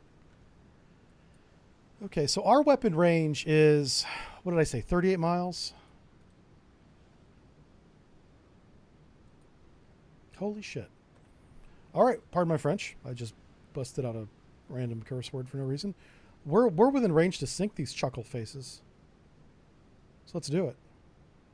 You're going to be surprised at how quickly our weapons get on target. Yeah. Okay. Вас понял. Атакуют цель 7011. Залп. Вас понял. Атакуют цель 7007. Залп. Вас понял. Атакуют цель 7011. I'm going to try and get some video of it for you as soon as, if I can do this fast enough. 7011. Вас понял. Атакуют цель 7007. Oh, did we catch any of it? Yes, there we go. 7007. Look at these guys go. Hell yeah. SSN-22 Sunburn missile, probably the scariest missile in the Russian inventory in 1988 because of its speed. It never achieves a medium or even high altitude. It stays low altitude and then becomes sea skimming, all supersonic the entire time. Yeah, this is its flight profile. You never get that initial cruise transiting detection that you get from Sandbox and Shipwreck that are launched from, say, 200 miles away, right? So they need to be up there to get the fuel economy, to have the energy to go that kind of distance. This is a short range, very fast, Mach 2.5 missile? Yeah, it's insane. These missiles are about to light up the American fleet just watch. It's going to be intense. The Americans might shoot down one missile before the other 7 slam into their ships. This is a Cold War version of the Chinese YJ-18. The YJ-18 does have a cruise phase that's subsonic, this phase right here. But when it hits that 10-mile point, give or take a few miles, it speeds up to this speed. And it's going to wreck our ships, man. Granted, our sea defense is much better now than it used to be, but the YJ-18 is a scary anti-ship missile that the Chinese have a lot of.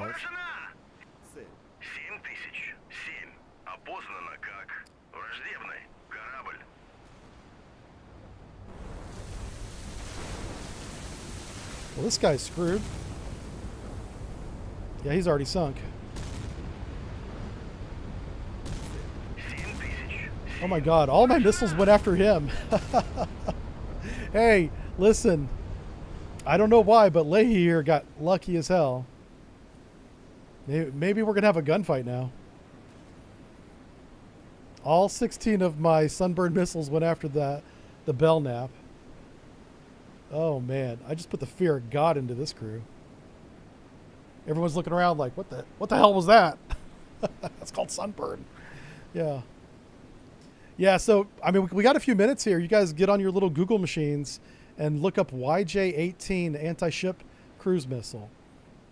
And it's a very benign missile. It doesn't look intimidating at all. It's got one thing that scares the hell out of me, and it's that terminal rocket motor that takes it from being a Harpoon missile, easy to shoot down, to a nightmare that you just witnessed. Which is why they put the rocket motor on it. They're like, Harpoon, bad idea. Except they do that in a Chinese accent that I can't do. Yeah, imagine the Harpoon missile or an Exocet missile with a rocket motor for terminal phase. Yeah, that's essentially what it is. What do we have left? Can I put... I don't know if we can use SAN-6 in surface attack mode, but I'm going to try. I'm going to try this. Вас понял. Атакую цель 7011. I think the range is really short. It did turn the radar around. I know for the Americans, we can put our SM-2s into surface attack mode. I think the SM-1s as well. So let me just double check this range. Yeah, in surface, you see how small the red circle is in surface attack mode? Our gun, our 130 millimeter gun, might have more range than our missile has. All right, so Slava's speeding up to get into a gunfight with the Leahy. I'm gonna tell the entire formation to speed up.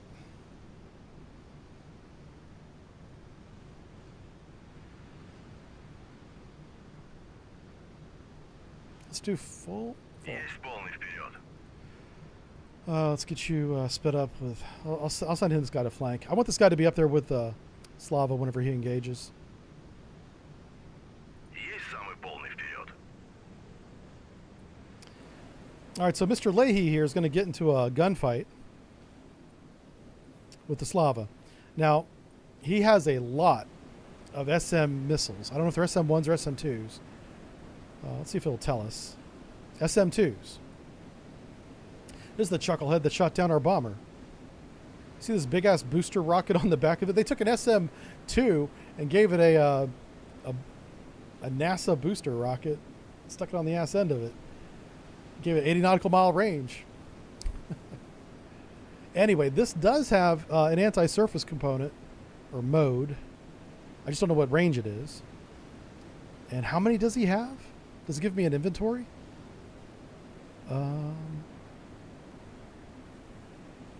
It gives me an ammo point cost. What is the magazine size? I know it's a lot. Anyway, we're about to get... He's going to shoot a lot of these at us. This is the one thing that might save this ship, is at what range will he begin shooting those? Because we got to run past that, which is why Slav is at a flank bell. Yeah, and so's our Sovremenny. I'm going to try to just burn through this gauntlet of missiles we're about to endure and get our big 130 millimeter guns in range. Because we don't have any more anti-ship missiles, it looks like. Yeah, the Gadfly is very short range. That's a surface-to-air missile. What does Cresta have? She's got that SN-14, but it's the submarine version. Will it let me use the sub... It should not do this. Oh, I forgot. We do have the SA... Oh, that's SA N3. All right. Can I shoot a salvo of 8 at a surface ship? No. Good. It should not let me do it. If it was the Bravo, the anti-ship variant, then I would be able to do that. So just because they're the same weapon, it's not the same model, not the same variant. And they have two very different jobs. Okay, cool. Why aren't you keeping up? What's going on here? Okay, I don't know. We're just going to watch this guy.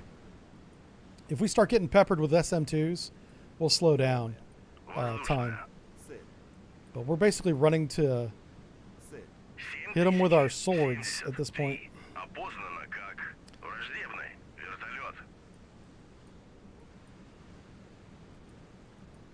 Okay, let's take the whole formation. We're going to kind of cut the corner here on him.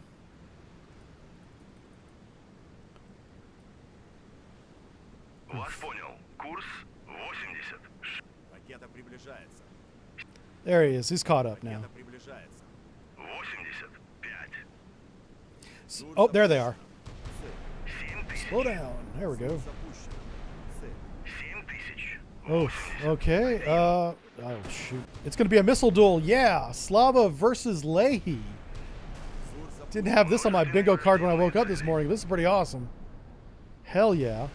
Weapons free, my friend. Oh, shit. Those are his harpoon missiles. Oh, no. These can actually hurt. Oh, no. Oh, no. I have... Okay. As long as we can keep Slava alive, we have a chance. 83. Oh no. I'm not seeing any explosions. 85. That means we're not shooting them down. Oh wait, did they go that way? We're helping that guy out. Stop helping him out. We got our own problems on the bow. It's on fire now. You're helping out Comrade Sleshki over there. Ah, my vodka. 7000. Oh no. 7. Получили попадание. Damn it. I have jacked up this attack 3 ways from Sunday. This attack should have been over whenever my bombers attacked with the KS-4s. Yeah, I have definitely messed this up. This one's not going on the YouTubes as a how-to guide.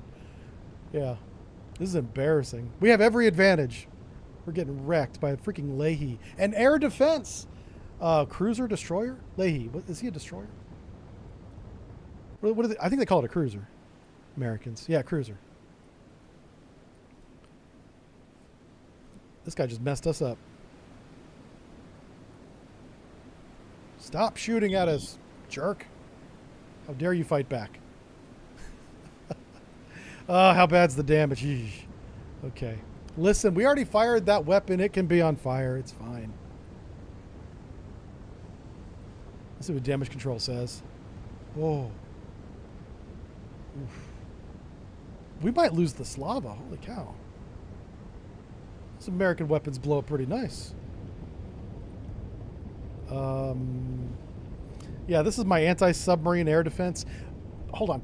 Both of my air defense cruisers got wrecked by cruise missiles. You guys are not good at your job.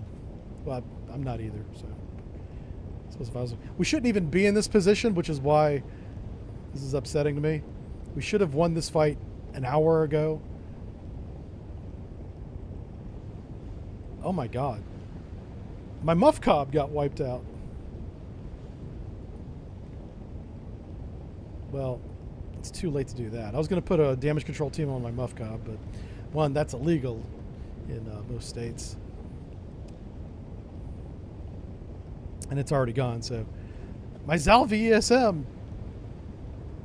Oh no, did it sink? No, it's not sunk yet. Okay, good, good. What are my DC teams working on? They need to be putting the fire out, and nobody's putting the fire out. Why do I have 2 teams working on 1 fire? Oh, Jesus. The fire's going to spread if we don't... See, I've got 2 DC teams on this fire right here, but this fire here has gone unchecked. We just lost the flight deck. Well done. Well, the fire has spread to the flight deck.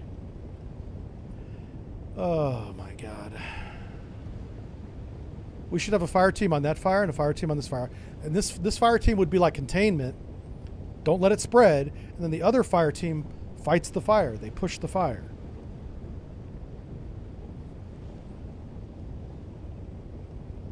I don't have that level of control in the game. I can't really do anything. I can manually assign the fire teams. I can't tell them how to fight the fire. But that's not how you do it. That's why you lose ships. All right, so let's kick him out of the club. You're no longer allowed in our formation. How about you, Slava? Can you at least make 15 knots? Yay.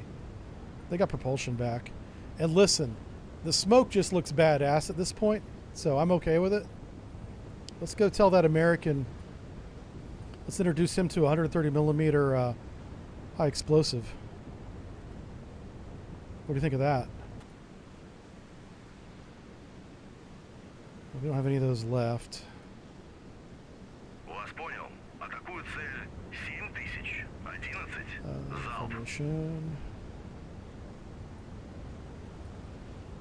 I just disbanded the formation entirely. We're down to 3 ships. I can manage this without a formation.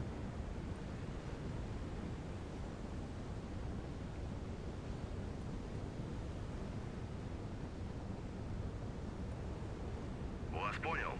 Атакуют цель 7000. 11. Залп. Вас понял. All right, well, we're going to get our gunfight we wanted. 11. Залп.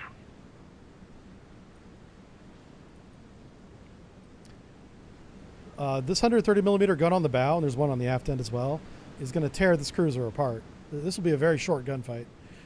Depending on, yeah, let's see how good the fire control radar is, because obviously if the shells miss, not going to be a short gunfight.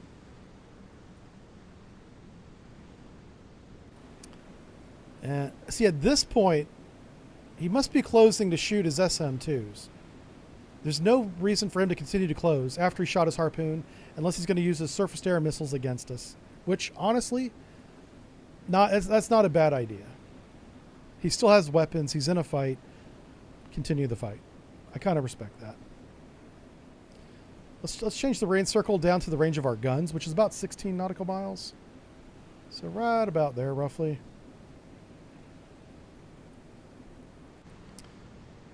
Let me verify that range real quick. I know that's the real range. What does the game say it is? 13.8. Okay. Maybe he's saving for his air defense. Yeah. I think he's going to use his air defense. He should have 60 to 80 of those SM2 missiles. He probably used maybe 10 of them defending the fleet. Maybe we'll say 15. So he's still got 50 left, right? If he sends 50 of those missiles, and they're a pretty high speed, into our ship, that could be trouble. And those are not as easy to shoot down as harpoons. And we did not do a good job shooting down harpoons. I didn't see a single harpoon explode on the horizon. We got hit by at least 2, one for each ship. Probably more than 1. Now, the SM2s, because they're a surface-to-air missile, the warhead's very small compared to an anti-ship missile. But he's got 50 of them. That's enough. I mean, if 50 of those hit any one of our ships, we're going to lose that ship, for sure. All right, let's compress some time until we get close to gunnery range. Or we start seeing the Slava explode in the horizon. The Slava can't keep up because they're down to 15 knots. They just put the fire out. Hallelujah. Yeah, here comes the SM2 missiles. Wow, this is going to suck. Yeah, let's... Apparently he's shooting at the Slava, which makes sense. This is the real threat. He doesn't know that we've used all of our anti-ship missiles.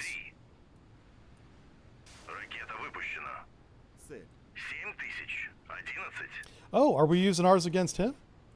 I can't really tell. Yeah, we are. This is interesting. Yeah, so we're in a surface-to-air missile fight against each other's ships at this point. Kind of hilarious. If I can take out that forward battery, that's half his missiles gone. He has a battery back aft as well.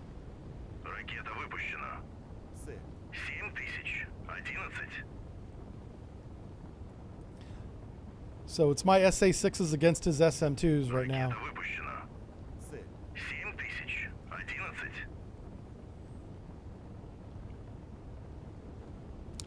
He should be turning... Okay, he's got missiles on these rails. Yeah, he just needs to get the rear end around. I don't know why he's going so slow. He's doing 5 knots. He might have taken damage before. I think this guy... I think he was dead in the water earlier. So I think he already had some damage. These explosions are kind of exaggerated because, like I said, pretty small warheads on the SA-6s. All right, headquarters assesses that all U.S. Vessels are destroyed, fall back to friendly waters. That was an ugly, ugly battle. I mean, granted, it's a victory, but we lost a bomber we didn't need to, and that took way too much ordnance. We should have won that with our anti-ship missiles an hour ago. So I'm not happy with that at all. We still got the victory. We can move on to Mission 3, which we'll do next week, by the way. But decisive victory for this week. Completed both of our main objectives. Destroyed everything that they had. We just took too long to do it and used way too much ordnance. Like, we're going to be requesting ordnance from all the weapons depots when we get back to Vladivostok. All right, guys. Pretty fun game. I'm really enjoying this campaign so far. I don't know how many missions are in the campaign. This is Mission 2. We'll do Mission 3 next Wednesday. See y'all then. Thanks for watching, everybody. Pretty cool. Part 2 is called Operation Revenge. That's how you don't do this mission.